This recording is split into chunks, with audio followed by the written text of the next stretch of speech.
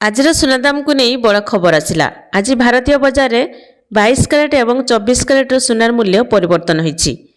आज भारतीय बजार में 22 कैरेट सुनार मूल्य 10 ग्राम प्रति 1,47,800 टंका एवं 24 कैरेट सुनार मूल्य 10 ग्राम प्रति 1,58,240 टंका रही। ओडिशा राजधानी भुवनेश्वर में 22 कैरेट सुनार मूल्य 10 ग्राम प्रति 1,44,800 टंका थिबा बेले 24 कैरेट सुनार मूल्य 10 ग्राम प्रति 1,57,280 टंकार अच्छी।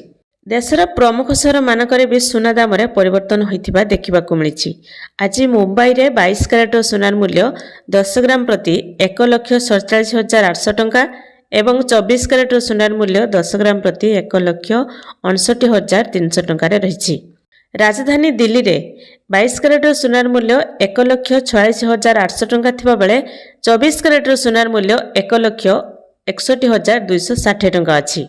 चेन्नई रे 24 कैरेट सुनार मूल्य 10 ग्राम प्रति 1,46,900 टंका एवं 24 कैरेट सुनार मूल्य 10 ग्राम प्रति 1,62,760 टंका रही। से भली आज कोलकाता रे 22 कैरेट सुनार मूल्य 1,46,800 टंका थिबा बेले 24 कैरेट सुनार मूल्य 10 ग्राम प्रति 1,59,250 टंका अछि।